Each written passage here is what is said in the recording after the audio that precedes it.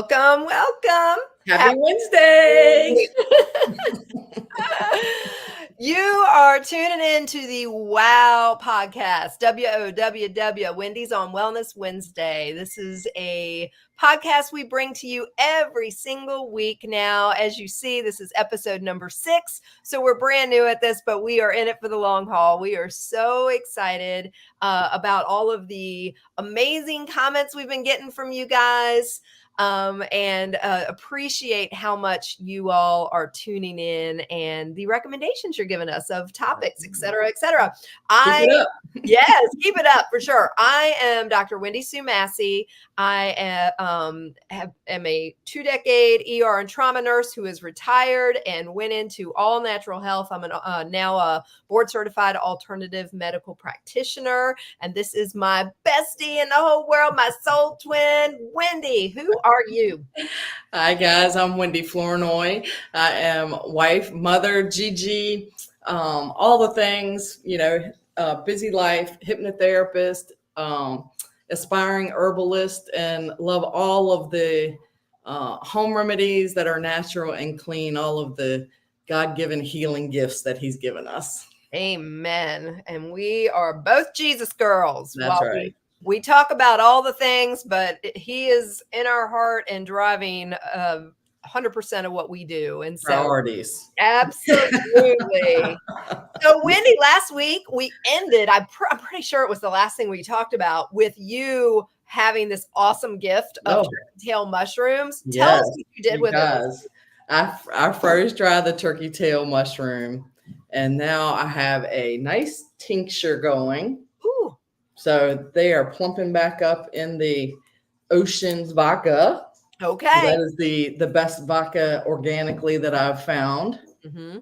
That was sugarcane based too, if I'm not mistaken. Organic sugarcane based vodka. Mm-hmm. I had found a potato one before, but I can't find it anymore. So I don't know if it was just a seasonal thing or just a trial or what, but that's okay. At least we have an option. Yeah, absolutely. Also turn some into a powder.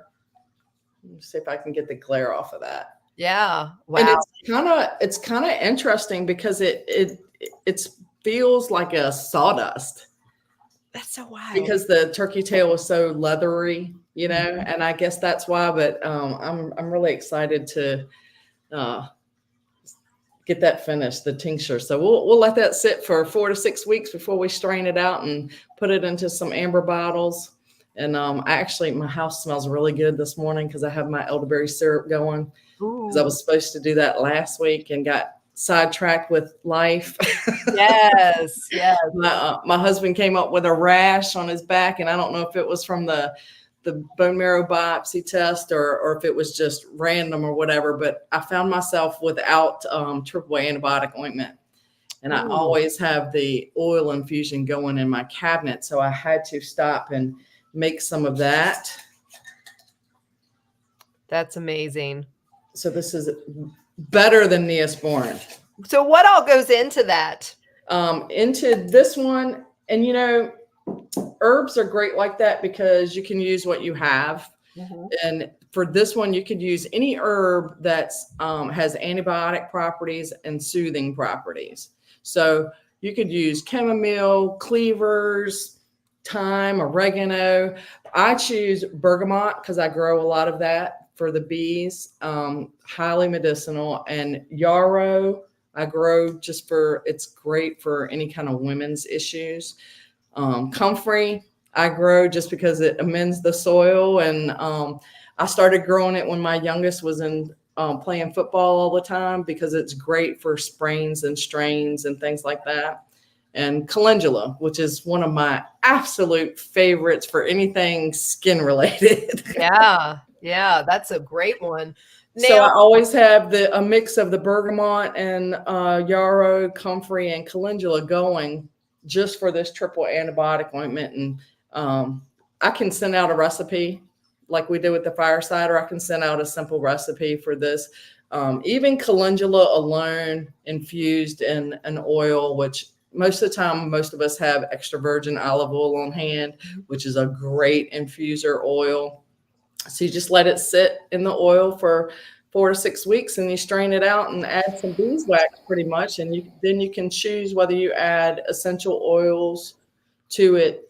Now for this triple antibiotic ointment, I like to add lavender, yeah, and a little lemon, just the, the medicinal properties of it.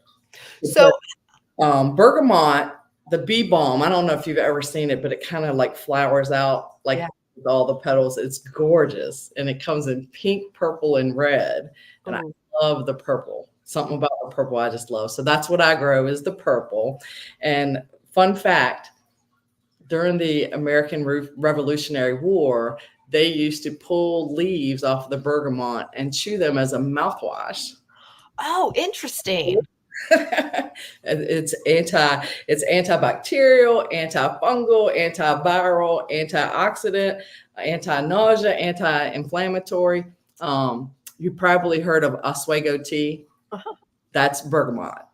Interesting. Why can't they just keep them all the same name? You and I were talking about something last week, and I was thinking that it was something totally different with the holy basil. What's the other name for that? Tulsi. The Tulsi. Yes. I was like, I've been drinking Tulsi tea for years. Highly medicinal. Yes. I love it. Yes. So that goes in almost every tea blend I have for the winter and fall. Yeah. Because it just, something about it, I don't know. I get the winter blues. Yeah. So it helps me so much with that. Yeah. It's a good, it has the adaptogenic properties. So it's good for improving your mood, but it's also great for helping you sleep. So it's just kind of that balancer. I love that stuff. So that's so cool. So how about for next week, just a thought.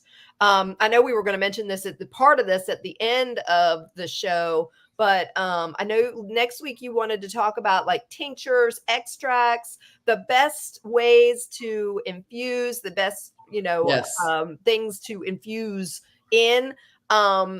Maybe because there's so much having those tinctures on hand that would make a great triple antibiotic. Maybe that's something that we can kind of put all the pieces together next week. Absolutely. And then give the recipe, because it'll make more sense if they're like, okay, well, I'll have this tincture, this tincture, this tincture, Yes. It might just be they all kind of work the same too, because it's like, I'll share a picture one day of my cabinet I have mason jars full of herbs and oil. And then I have a different cabinet where I keep my herbs and tinctures, alcohol, because I mainly use alcohol. Very rarely will I use glycerin. Sometimes I'll use vinegar just because of shelf life. Yeah. And for me. And so at all times I have a calendula oil going. I have a triple antibiotic oil in the cabinet, because when I need it and don't have it, I don't have 4 to 6 weeks to wait. Right. Exactly. Yeah. You want to have that on hand. I need it now. Right. I love it. So yes, next week we're going to talk about teas versus tinctures, and we're also going to talk about the different menstruums, the alcohol, the glycerin, the vinegars for the tinctures, and why you choose differently. That's awesome. And you know what? You mentioned that this was a big elderberry week for you, or that you've got it going. Why don't we'll share it now and then at the end for anybody that might not watch the whole thing, the awesome idea you had for a giveaway. So what are we going to have everybody do and what are they going to win? Well, in order to enter the giveaway, we want you to subscribe to Dr. Wendy's YouTube channel. We want you to comment health, and we want you to share, because we're trying to grow. We want y'all to help us grow. More people, everyone needs this information. Yes. So for those that do that, are going to be entered for a drawing for an elderberry syrup kit, where you will just have to add water and honey, preferably raw local honey from your area. So we have 2 DIY elderberry kits that we're going to give away. I love it. The only thing it costs you is click of a few buttons. That's right. That's right. So like Wendy said, and we'll do this and we'll repeat this at the end. like my YouTube or subscribe to my YouTube channel, comment with the word health in the comments, and share our podcast. If you do those 3 things, you will get entered in the drawing for one of those 2 elderberry kits, elderberry smart kits. Yay! That's so exciting. I love that idea. So this week, I embarked on a new thing. Really, yesterday was. This is so exciting, y'all. Y'all, okay, this is. She's been obsessed. I love it. I keep texting Wendy. I'm like, look at this now. Look at this now. So for those of you all who heard us going gaga over Dr. Casey Means, I took it whole next level, literally, to her Levels subscription and joined her her big study that she does on glucose and what certain foods do to your glucose, exercise, everything, your sleep, all of your glucose patterns throughout the day. So, ta-da! I've got a continuous glucose monitor on. Yesterday was day 1. I'm not gonna lie, y'all, I was nervous because I have all the symptoms of insulin resistance because of years of yo-yo dieting. It's something I've known for a long time. One of the reasons why I'm so passionate about eating healthy, because I know it's reversible. But am I doing all the right things? I think I am, but it could be other things. It could be environmental toxins. It could be a lot of things, which is why I am excited about getting my blood work done with Function Health, like we talked about last week, which I do still have some codes available to skip the wait list if anybody is interested in that. But for Levels, Dr. Casey Means has a subscription and a it's this whole app. It's incredible. I'm actually really impressed with the way her app talks to the Dexcom, which is the kind of it's the Dexcom app. It's the kind of continuous glucose monitor I have, as well as Apple Health. My only disappointment is that I have a Fitbit. So I have to make sure that Apple Health is manually being updated at times with my steps. Right. Because I don't have an Apple Watch. And so it's only working if I'm carrying my phone around, which I don't do constantly. Right. So I have to update my steps. I have to put my water in, but big deal. That's fine. But what you do is, as part of this study, your glucose is being measured every 5 minutes, and you put in real time. You can adjust the times if you don't do it right at that moment. But you put in real time everything that you're eating, all your water, everything, and your exercise. And actually, you don't have to put your exercise if your steps are updating. But it gives you just this beautiful picture of what food does. I'm going to tell you right now, my biggest shocker yesterday. Well, I had a few, and this is only day 1. So day 1. The highest my blood sugar has been yet. It did hit 104 overnight. But it hit 101 while I was fasting exercising while fasting yesterday morning. Oh, wow. And that made me dive in a little bit more because I'm like, how odd. I would think it would go down, but it made perfect sense. Our livers are reacting to exercise and saying, ooh, your muscles need some more glucose or need some more sugar glucose to make sure that you are that your muscles are going to recover well enough. Okay. So sometimes when you're exercising, especially if you're doing, and I think the reason mine only went up to 101 is I was walking the fields, and doing some hills and things like that. But if I'd been weightlifting or something strenuous, probably would have climbed even higher. Yeah.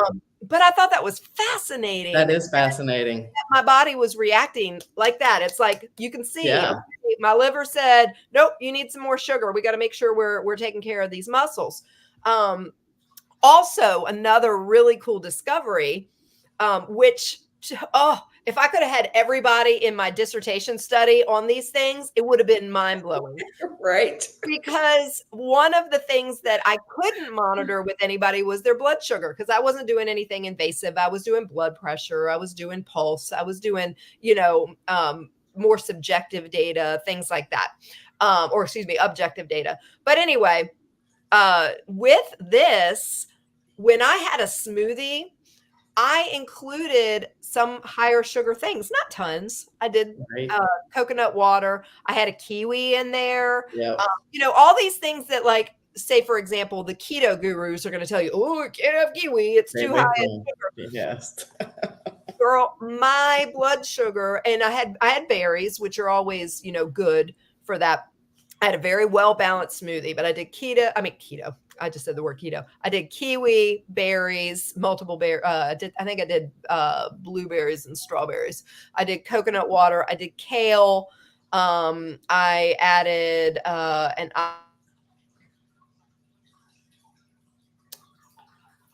powder. Speaking of turkey tail, I did some mushroom powder. I did some matcha green tea. I did my collagen. So I did multiple, of my things that I put in mine all the time. My blood sugar didn't move.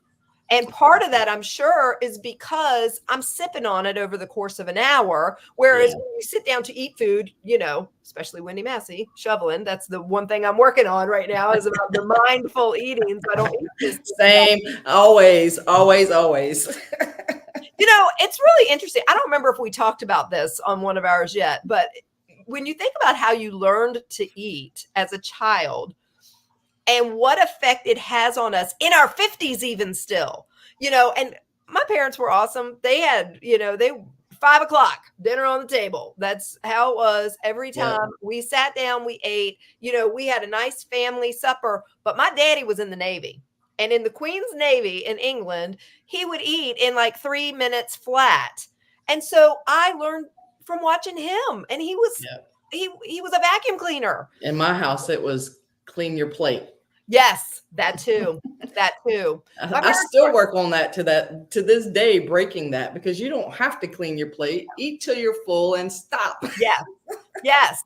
It's either going in your body and creating problems if you're eating too much, or it's going in the garbage. Yep. Big deal. Yep. Or for us, it's a whole lot easier nowadays for me to not clean my plate because it goes to the chickens. That's like the greatest thing ever. Mine gets freeze dried. Perfect. I mean, it's like, I'm just going to send it to the chickens. So, although we do eat a lot of leftovers around here. Yeah, for sure. But anyway, so this is the whole goal of Dr. Casey Means for getting people to do this. A is, yes, she's learning a whole lot about insulin and glucose in our bodies. But B, it's giving you a tool to improve your metabolic health. And yes, I am always going to make sure I'm a straight A student. So I'm a little obsessed. And when I got my score of 91, and she said the average levels subscriber gets a 79 and 85 and above is considered optimal, I was like, ooh, straight A student. That's my goal. I even told her she was the perfect student. Yes, of course.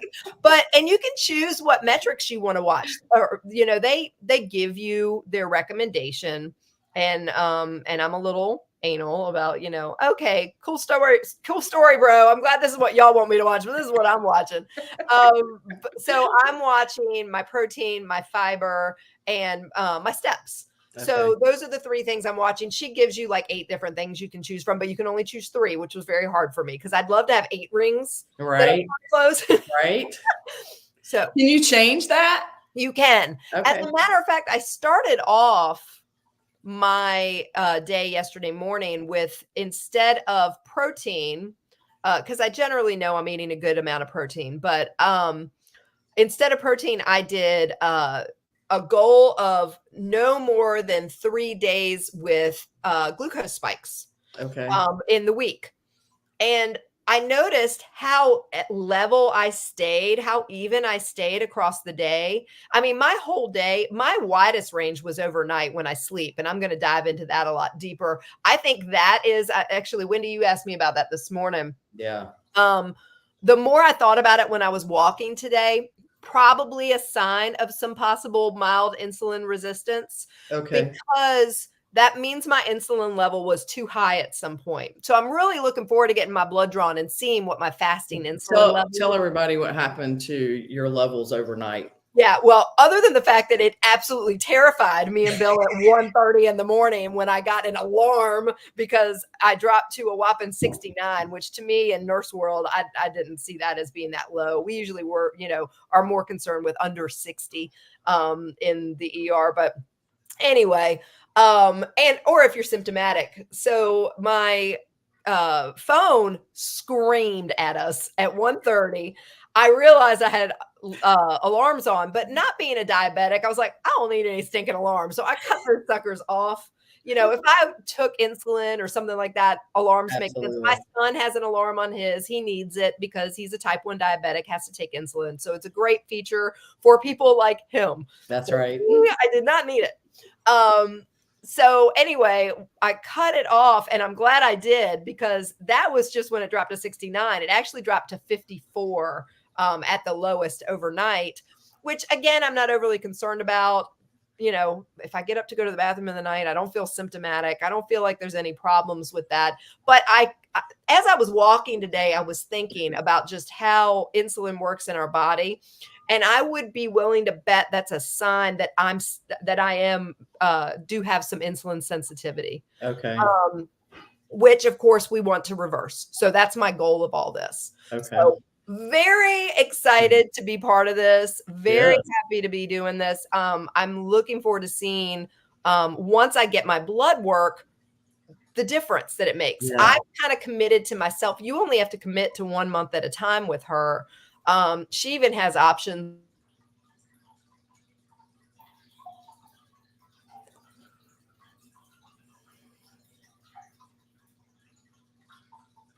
Are we there? Okay. It paused for a second. Yeah, I think it froze for a second. Okay. All right. Well, hopefully everybody can still see us. You were talking about her subscription plan. She has by month or what? Yeah, you can do it monthly. You can pay for a whole year, which is the cheapest.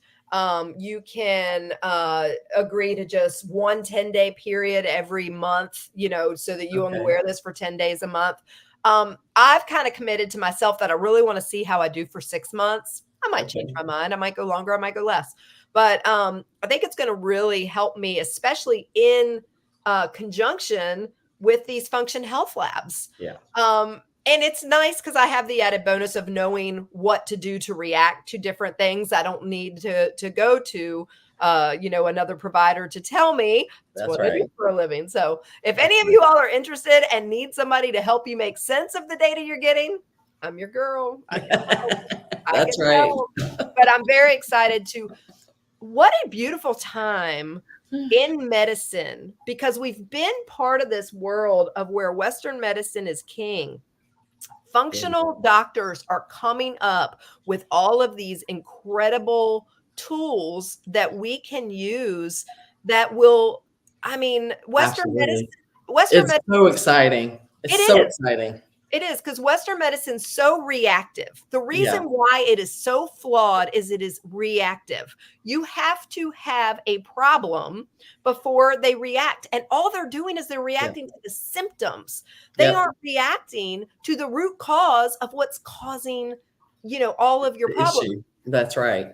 And if you get Functional Health Labs and recognize early on that you have inflammatory signs going on, or early signs of a concern with your type of cholesterol cells, or, anything like that, your insulin levels spiking a little bit, you can reverse all this before you ever have the first symptom or ever have to take a pill for the disease. It's incredible.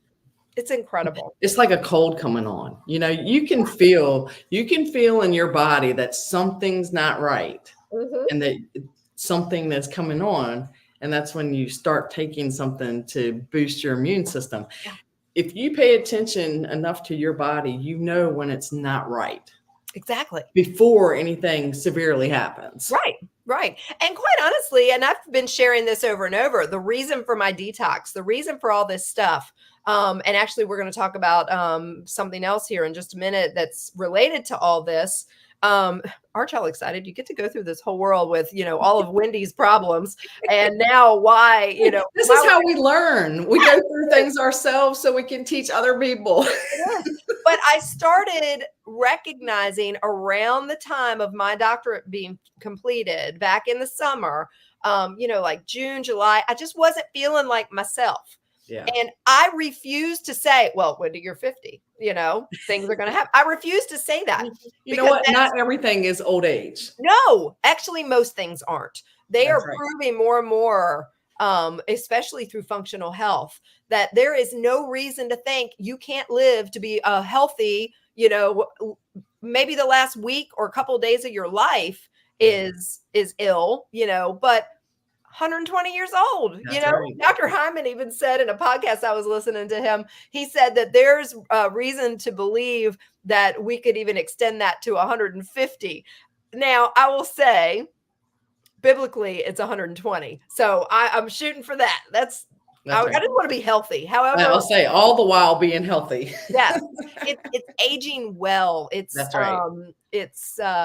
Nobody wants to be 70 years old and ill health and everything's wrong with you, and nobody wants that. And that's the thing, is closing the gap. Every functional medicine doctor you listen to or you follow or you read about are going to talk about closing that gap. Yep. If the lifespan is expected to get you to 80, right, and I'm rounding it, men, it's a little bit less, women, it's, just right just over.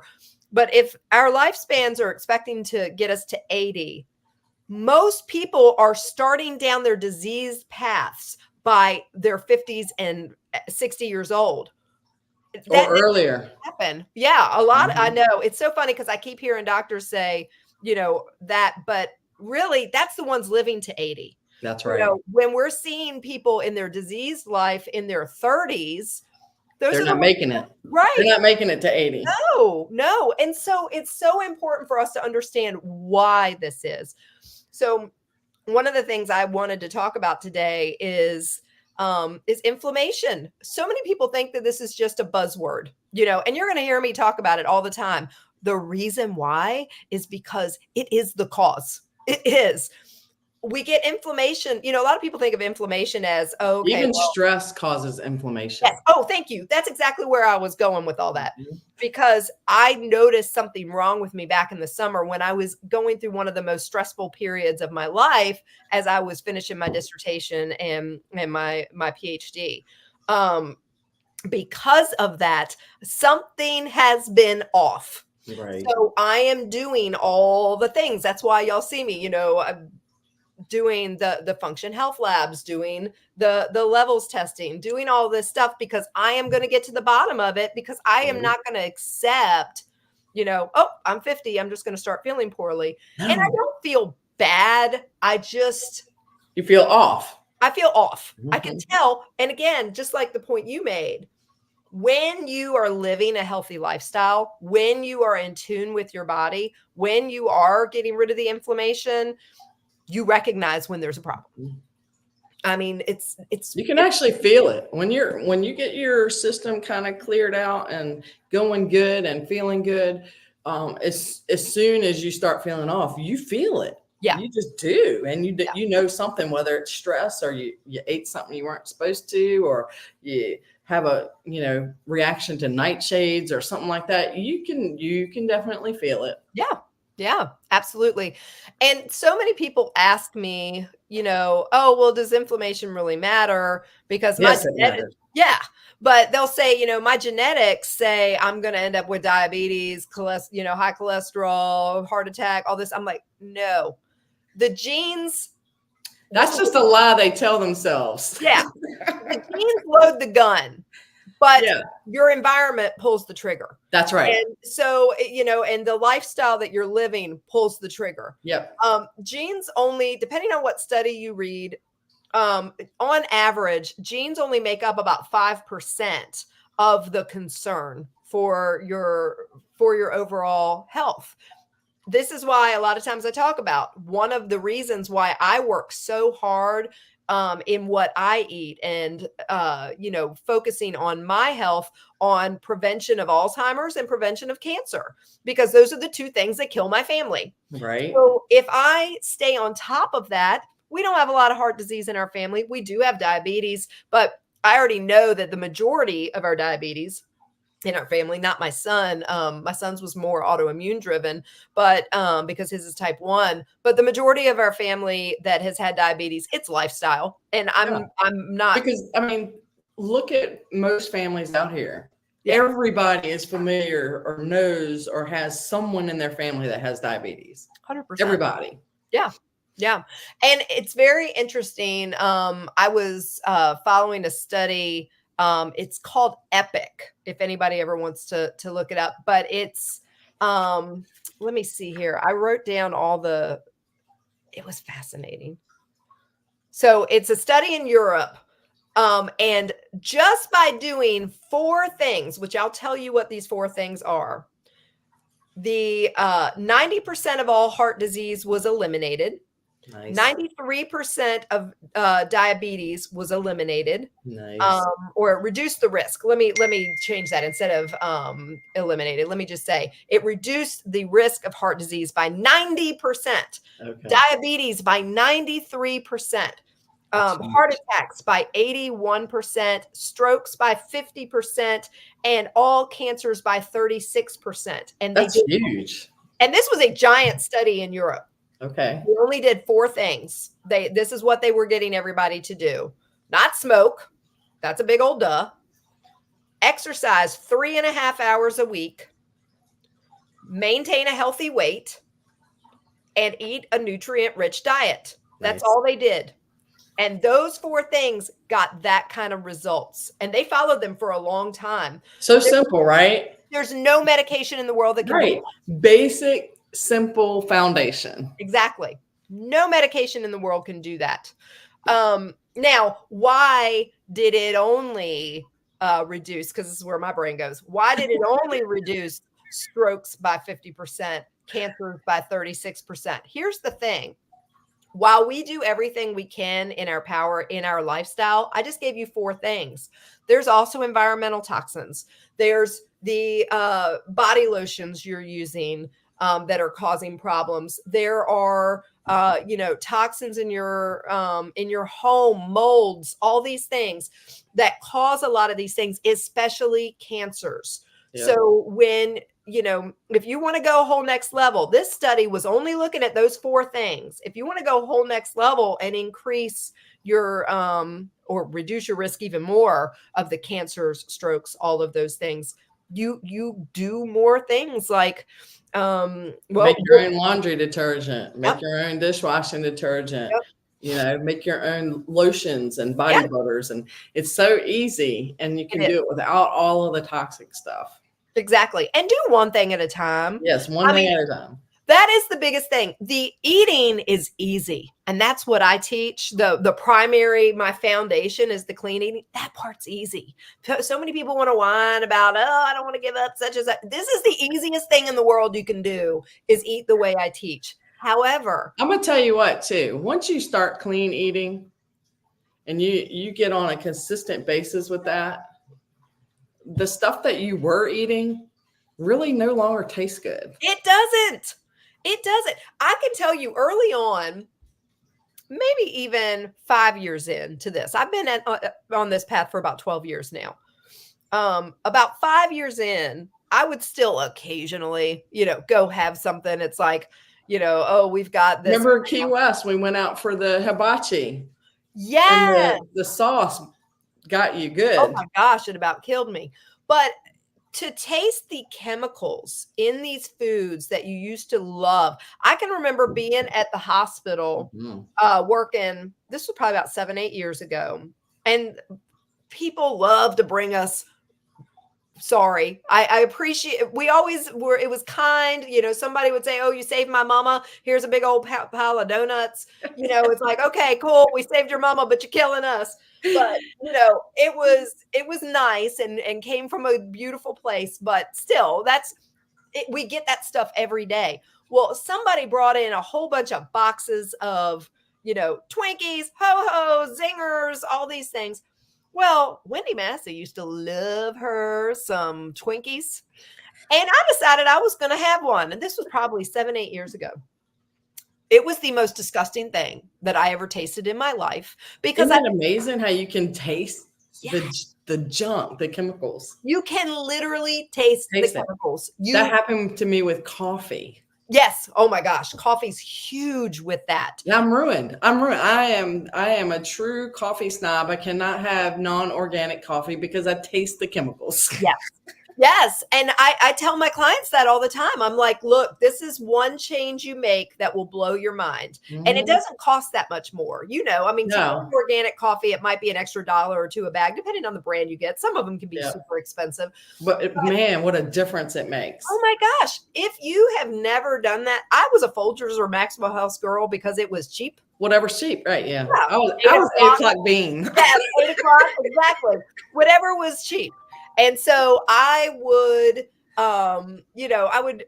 that's where I came from too. So when somebody tells me, I'm like, no, you don't understand. You switch to organic and then go drive around and go hit 7-Eleven or Dunkin' or even Wawa. Starbucks. I used to love Wawa coffee. I did too. The one that'll really make you mad is Starbucks. If you're one of those Starbucks people that has to get your, $5 or $8 coffee every day, you're going to be disgusted how much money you have given those people to give you chemicals, because the taste is completely, I can't tolerate it. Yeah. And it's incredible, the difference. So definitely try it. If y'all don't believe us, try it. Yeah. Switch to one week of organic coffee and nothing but organic coffee, and then go drink a regular cup. Yes. Yes. Tell us what your experience is. Yes. Yes. Huge difference. So, did you have something else you wanted to bring up? Because I wanted to jump into the houseplants, but jump in. Go. Okay. I didn't want to cut you off if you did. So again, along with the about your environmental toxins and all of that kind of stuff, I tripped on a study that came along from NASA back in 1989. It's so funny because people are now talking about it. 1989. Yes. People are now talking about it because they are, more aware and concerned about their environmental toxins and all that kind of stuff. So now a lot of functional doctors are like, what you got in your house? Right. Because once you've done all the things, and this is where I am, where it's like, okay, I know I'm eating well. I know I'm exercising. I know I'm doing all these things. So that's why I dove in on this, because I heard a doctor, I think I mentioned him last week, Dr. Tom O'Brien. He happened to mention about the NASA study on houseplants. I'm like, what the heck is he talking about? So it's fascinating. I've got to put my glasses on so I can read some of this stuff to you. I'm so interested in this because I know I've always heard that houseplants are really good just to clean your air. They are. And I have always been a great outdoor gardener. Yes. I have not been such a great houseplant mom. Well, that's what's so crazy is that like I was okay with houseplants until the stinking cats, we never had indoor cats until cats will kill them. Oh my gosh. Everything I had except for my peace lily. But that was because Bill put gravel around it, in the top, and it's huge. And so they've learned to live with the peace lily and not kill it. But so what the basis of the study is, you can read it. You can find all kinds of information about it online. They were worried about the quality of the air in their headquarters because they didn't have windows. They didn't have anything. They'd walk outside and the air would smell all fresh and clean. They'd walk inside, everything was musty. And so they started bringing plants in because they started thinking about it. They were like, well, we know for a fact that one of the things that cleans, one of the reasons why we hate all these trees being cut down, for our use and everything, and all these rainforests, is because the trees are purifying the air. And so they were like, okay, well, let's try this inside. Well, it had such a huge impact on them just in their headquarters. They decided to do a whole study on it. And the basis of what they found, this is the abbreviated version because you can read, it's pages and pages and pages of findings. but plant roots and their associated microorganisms. That's what took in all the toxins. Okay, Nice. was the And root. they And just kind of, do they filter it and clean it? So they destroy the pathogenic viruses, Nice. bacteria, and the organic chemicals, eventually converting all of these air pollutants into new plant tissue. Nice. So talk about working symbiotically with something. It's Yep. so cool to know. So the finding is that 2 6-inch houseplants in a 10 by 10 space remove 74% of all toxins. Wow. So that's my next thing. I'm gonna like, have to become a better house plant. My body. it's so funny because Dr. Tom O'Brien, he said people will tell him, oh, well, I don't have a green thumb. He's like, then keep buying them. That's right. Like, buy more. When it dies, I have a few around here, and my friend Dana gave me, my cats killed my nice big aloe plant that I've had for years. So my friend Dana gifted me some new aloe, so I have that growing because my cats are now outdoor kitties. I would love to do that. I have too much going on inside this house to have cat hair. Yes. I just want them to leave my plants alone. So I'm probably going to be closing a lot of them off in rooms that, we don't usually hang them high. Hang them up high. That is a great idea. Put them on those ceiling hooks or something with the hanging baskets. Brilliant. And a lot of them, I was just about to share some of these that are recommended. I don't have the data of all of them. I wish this article I found did. I'm sure if you look in the actual NASA study, which I did, it probably is very specific about which ones are best.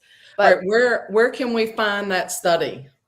I would just search 1989 NASA study, because there's a lot of, what you'll find is you'll see a lot of functional medicine doctors that have pulled from the study and made their recommendations based on it. But if you want the actual study, I'll see if I did find it. So I just need to Google again. Well, we should be able to Google 1989 NASA study on houseplants. Yeah. I'll see if I can. This should be the only one.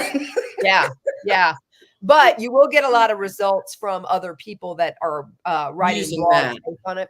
But here's one that I found, and this one is from a website called Balcony Garden Web that I found that I really loved, and it had indoor plants recommended by NASA, and it had 17 plants. So English ivy. I won't read them all, but English ivy. And this is what I think is so cool about this particular one. I'll see if I can't save this link in the show notes. I'm still learning this whole show notes thing. We got to get good at that, Wendy.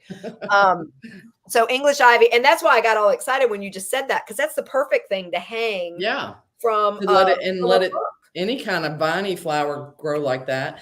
So it's useful for cleansing benzene and toluene, and also reduces mold in the home.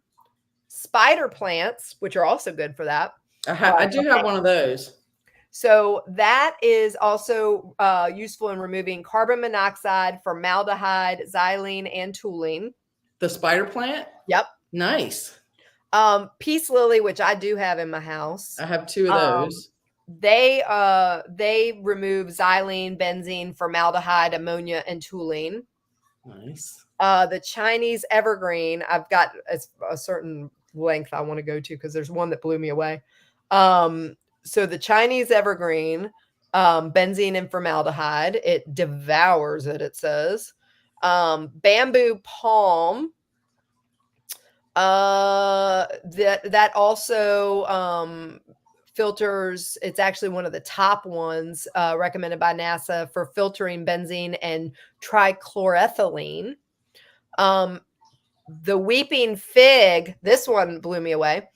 It showed that the plant was capable of cleaning 80% of the formaldehyde in your home within 4 hours. Holy smokes.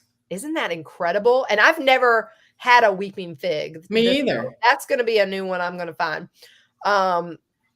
And this I thought was so cool because everybody loves Gerbera daisies. Yeah. Gerbera daisies remove chemical vapors of benzene, which several I've mentioned did, but they have been in particular very good about removing benzene, which excessive benzene exposure is linked to leukemia. Imagine that. Mm-hmm. Okay. So, but I mean, I could go on and on. Like I said, there's 17 of them in here. I'm trying to see if there's others that have a amount. But I mean, it's elephant ears, which are great for inside. Red-edged dracania or dracana. I'm not familiar with that one. I've seen them. Chrysanthemums. Okay. That is. Yeah. Aloe, which my cats devoured. I had multiple aloes in my house. I think there's a lot of species of the cacti that pull things out of the air, but I don't have any specifics. That one was neat. That one with the aloe.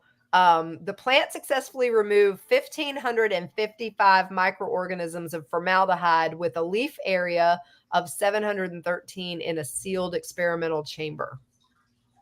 Thought that was interesting. That is very cool. So yes, definitely. So more houseplants, everybody. More houseplants. I'm going to have them everywhere. Bill's going to come home one day and be like, what the heck just happened? It's cleaning the air. So that's right. It's our air filters, our new air filters. Right.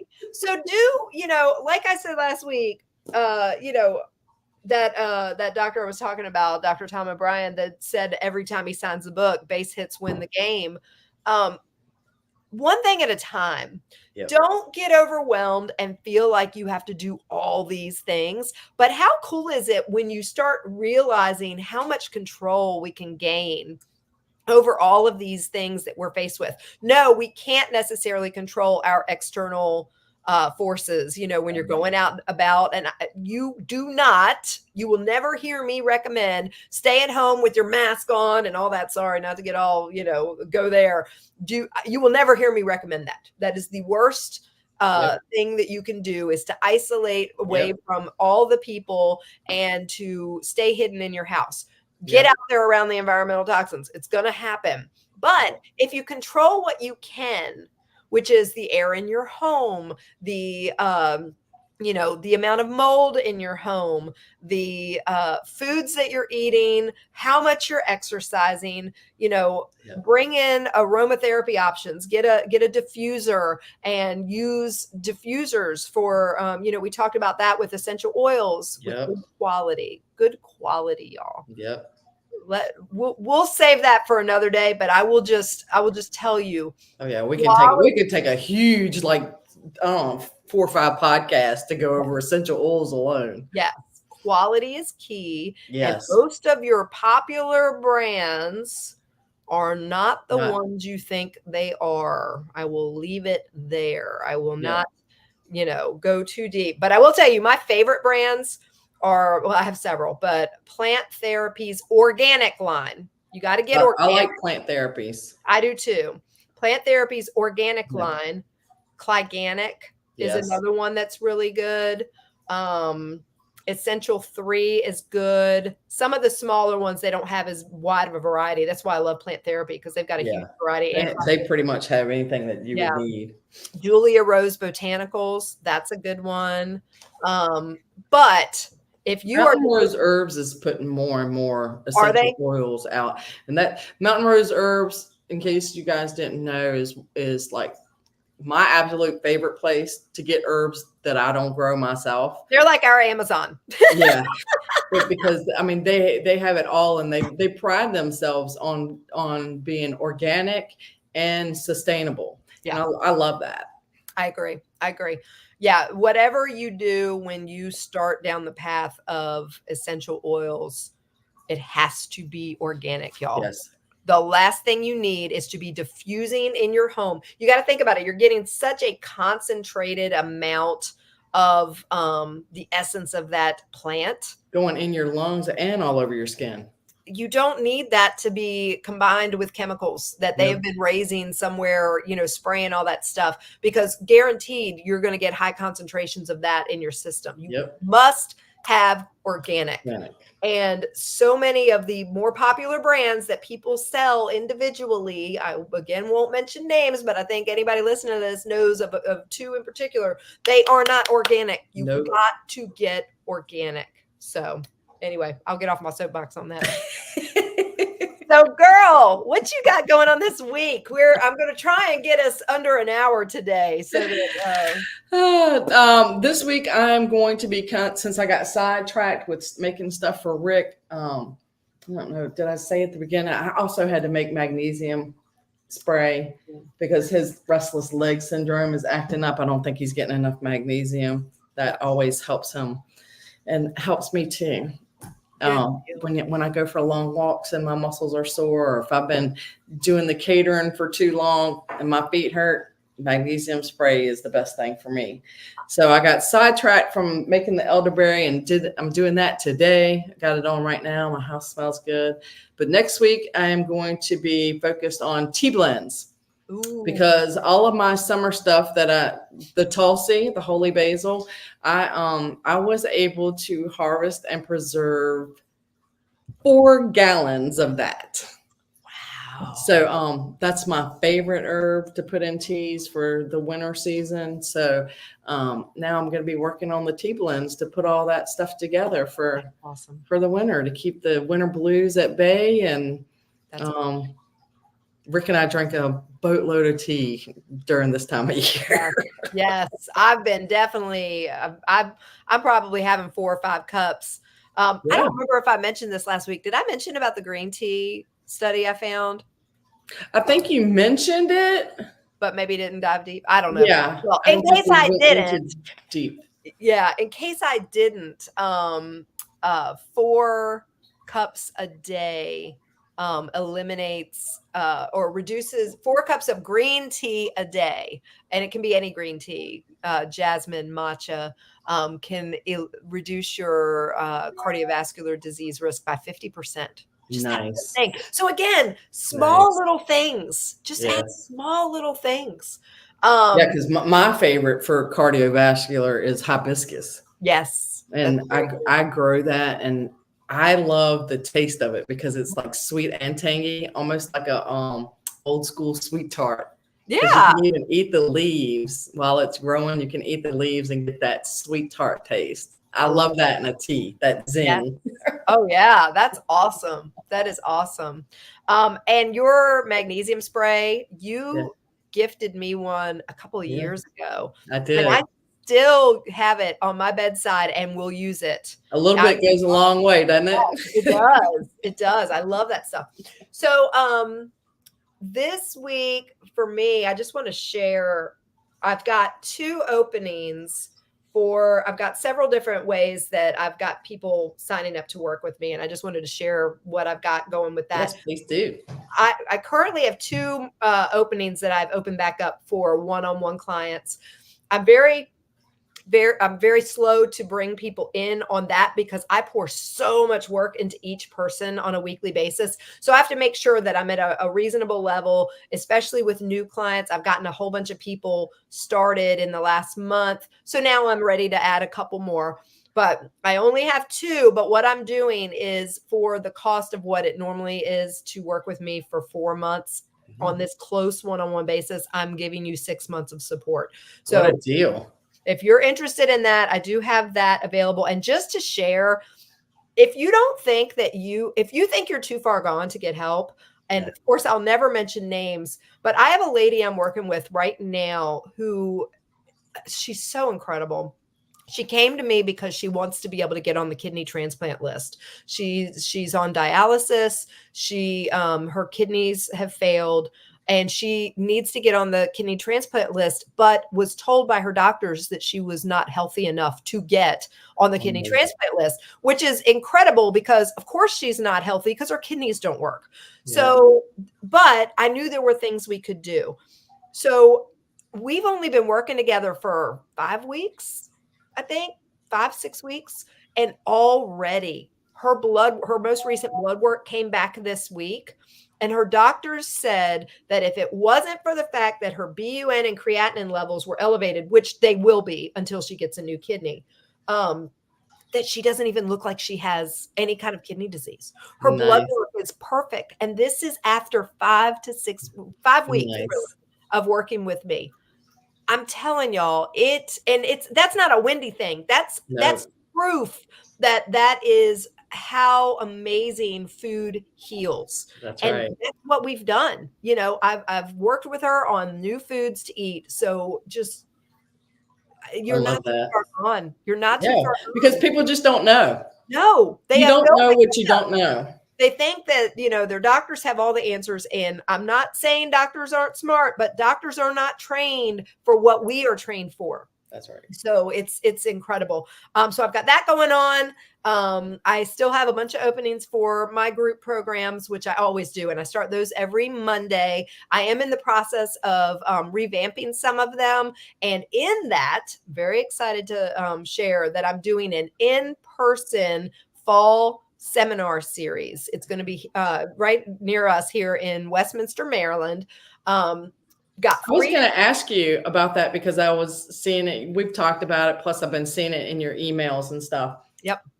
Is there a chance that you're going to offer that series virtually at any point? So what I'm going to do, yes, there is, but my initial reason for it, I am going to have it videoed, but my clients get a weekly video from me for, you know, a different topic every week because I don't like to overwhelm them up front. So when my clients are in that 16-week program, every Friday they have a new video that opens. Well, I want to update them because I have a lot of new things that I'm doing in the last 4 years since I recorded all my old ones or all my other ones. And so it is going to be videoed for that purpose with my in the back of my head, long range, perhaps be able to offer it as, you know, I'm just curious for myself. Yeah.